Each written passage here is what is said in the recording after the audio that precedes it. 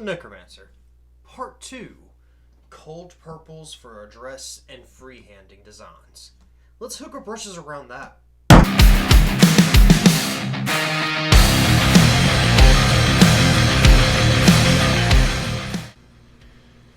And welcome back to Part 2, The Necromancer. We're going to be tackling the dress. And the colors we're going to be using following the same as our cold flesh skin tones is we're going to be using cold purples. And the colors we're going to be using for that is the Violet Vamp Purple from the Nocturna Fantasy Pro, followed by the Blueberry, finishing off our main of our highlights with Orchid Light, and our shadow colors will be the Purple Hex and Imperial Purple. And just like last time, as we did with her skin tones while wet blending and using the retarder medium with a little bit of our thinners, we're going to be using the exact same thing. Thinners and retarder medium for these sets of purples to get the cold purple wet blending into our figure's dress. Now, besides wet blending that we're going to be doing to make sure everything is nice and smooth and cohesive, just like our skin tones here, we're also going to implement a few other techniques, such as sketching,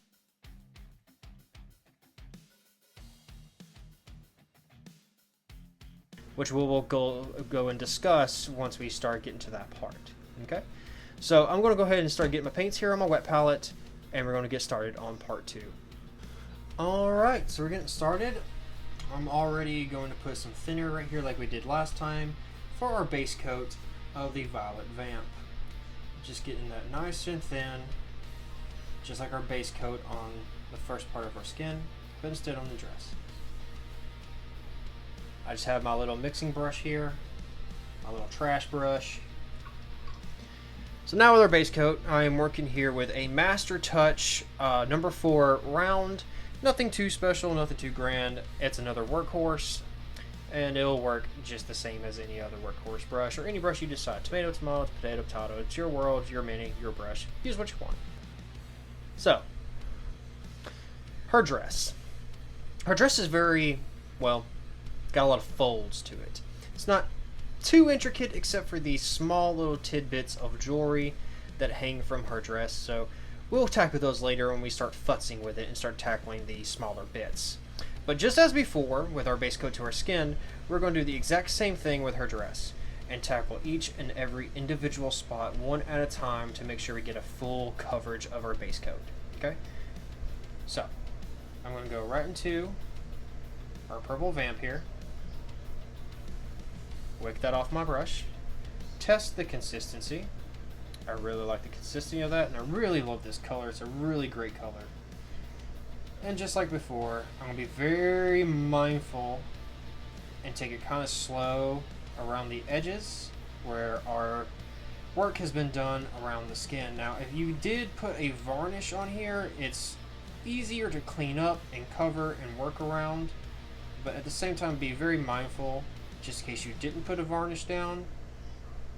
And if you don't want to get into those small areas yet with a bigger brush like this, you can always go with something smaller. But we're going to go ahead and get this base coat down.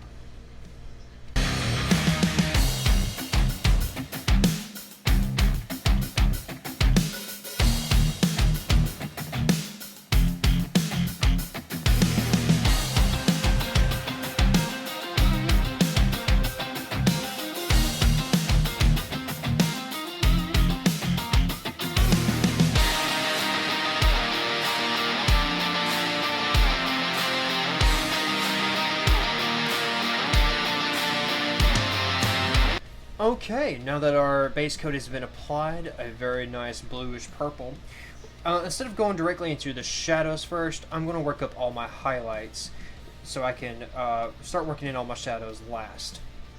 And right here on my wet palette, I've already got the blueberry that we're going to be using mixed in with a little bit of our base coat of the Vamp Purple, mixed in with our retarder medium, just like we did before, making it like an oil paint.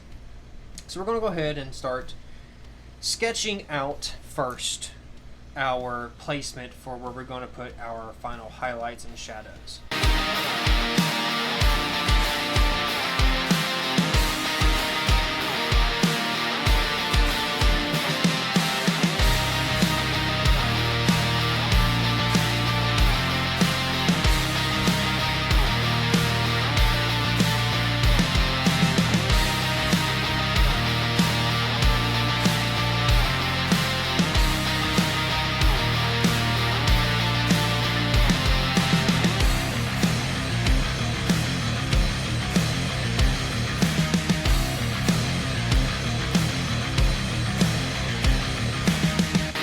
Alright, now that we finished our first set of blends on her dress, it's time to move to the shadows. Again, we're going to be using our purple hex and imperial purple for the shadows of her dress.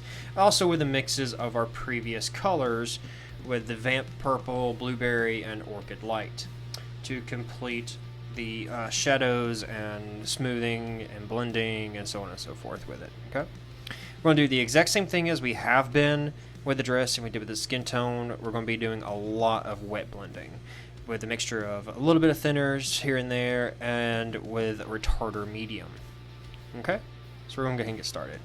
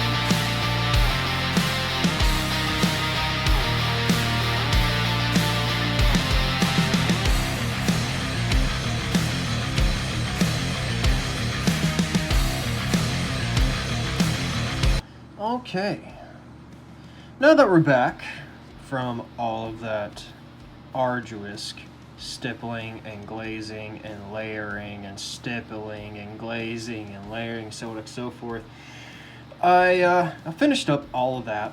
And before we finish and put in our final edge highlights on this, as you can see, I've managed to, well, get sloppy and painted all over our beautiful skin.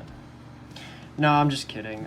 This is actually a mask. I'm trying to, there we go. So it is a latex-like substance that you can paint over your miniatures to help protect with, you know, overspray, with if you're using an airbrush or your paintbrush, and so on and so forth. It's really cool. If y'all want to know what it is and where you can get it, come on now. There we go. Yeah, isn't that satisfying? Look at that. Just peels right off. It doesn't hurt any of your paint work as long as you put a varnish down first. Let that dry. And it just seals all that away so you can work around your miniature without having to worry about messing anything up. But if you want to know what I used for that, it is the incredible white mask liquid frisket for all your masking needs. it's really cool. I really like it. It's a liquid latex, like I said. Once it dries, it peels off like a latex glove. Protects your miniatures from overspray and painting over all of your hard work. I get mine at my local hobby store, such as like Hobby Lobby, Michael's, and other painting stores. So if you're interested in getting that, definitely try getting that if you don't have something to kind of help protect your minis while painting around all your work. I know there's some other stuff out there. I've seen the putty. It's like silly putty, like we used to play with when we were kids. I just never got around to getting that. I've always used this stuff, and if it ain't broke, why fix it, right? But I am curious to try new things. So if I ever get any of that stuff, I'll definitely will try it out and let you guys see. So I'm going to go ahead and finish cleaning all this off, and I'll be right back with you. Okay, now that we got all of our liquid latex masking off, as you can see, her skin is just fine. There is a couple of spots here and there that I'm going to touch up when we start futzing with it. But overall, that is the majority of the dress done, where I have everything blended the way I want it, glazed in the way I want it, stippled back and forth. You can't necessarily, get perfect all 100% of the time. It takes back and forth, and then once you kind of get done, there's a lot of futzing we're going to have to do. But overall, I'm very happy the way this is coming out so far. We're going to start finishing the final highlights, which is the edge highlighting here on the dress. After that, then I'm going to start, grabbing a little bit of my skin colors that we used in the past here and there. Use my purples that I have here. And I'm just going to go around and start futzing, fixing small mistakes or small touch-up spots that I see along the way. And after that, we should be able to call that portion done, and we'll move on to the next thing.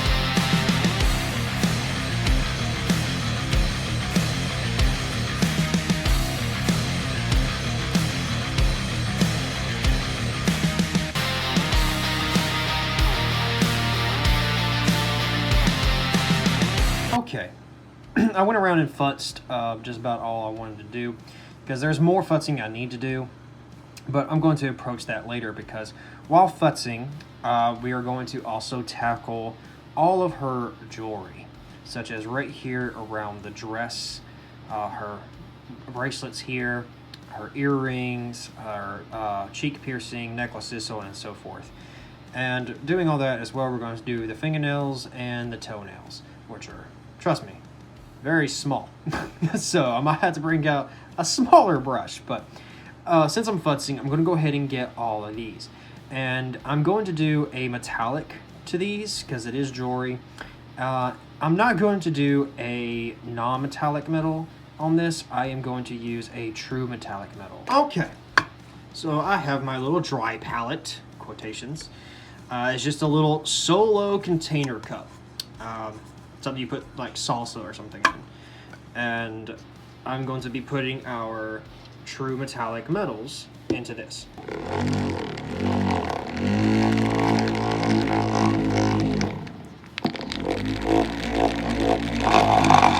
To get it nice and mixed, we're going to start with our silver here.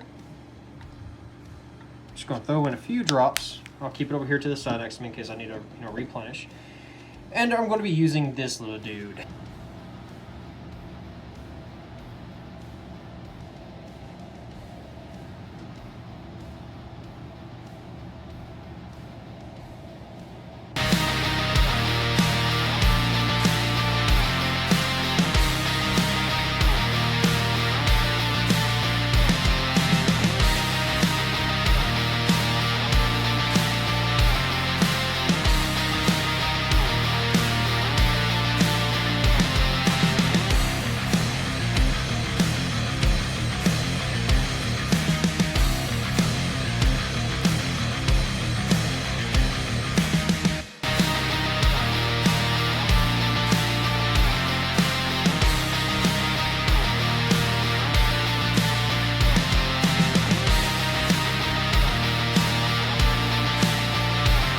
Now it's time to bring out your good brush, something that's got a nice sharp point, something like your Broken Toad or Winsor & Newton. I'll be doing some freehand on her dress now. And the way we're going to do that is relatively simple. It's something that I recommend all new miniature painters to do while practicing before you start getting into the real intricate and extremely detailed stuff.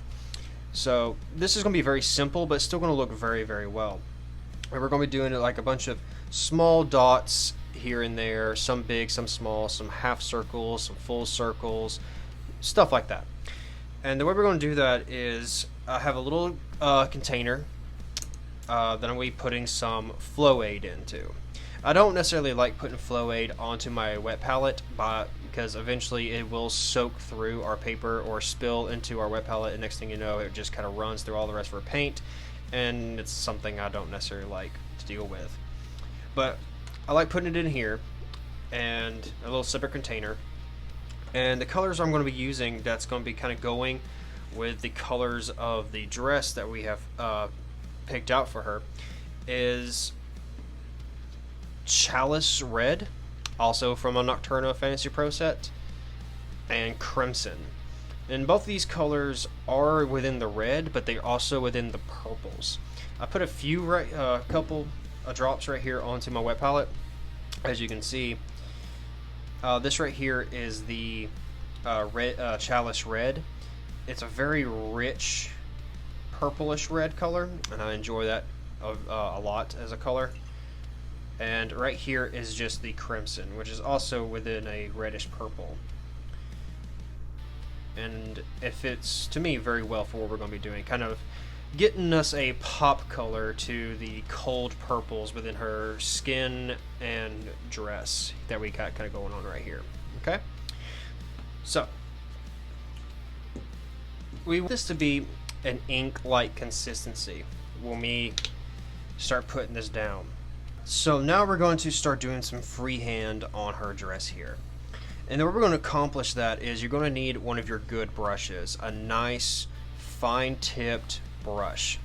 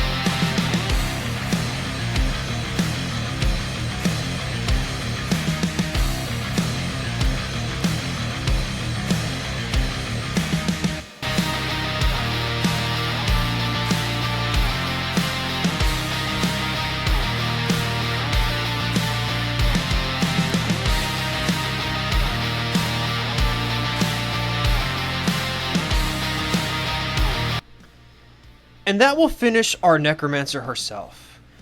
I had a lot of fun painting this with you guys. I think this turned out to be a really awesome figure here. A lot of beautiful colors, some freehand. I think this is really going to look great.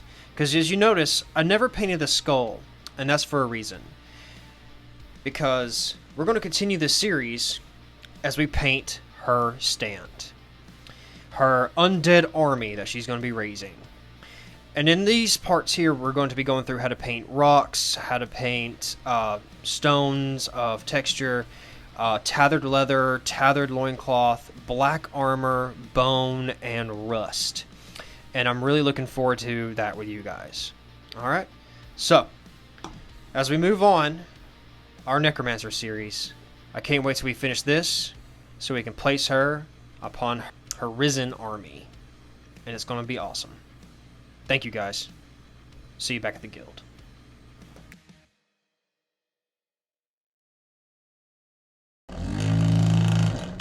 Welcome back, adventurers. Hey, thanks for watching the very end of the video. Leave a like if you liked it. And if you're an adventurer miniature painter who wants to join the guild, then hit that subscribe button. Then you can hit the notification bell to let you know when more videos in the guild are coming out, so you can share faster with other adventurers like yourself. And if you have any questions, or if you have anything you want to see me paint or build, then throw those in the comments. It really means a lot to me from all of you that you adventurers have got us up to 25 subs on this guild. That really means a lot to me. It might seem just like a little molecule or atom to most, but to me, that means so much more than anything.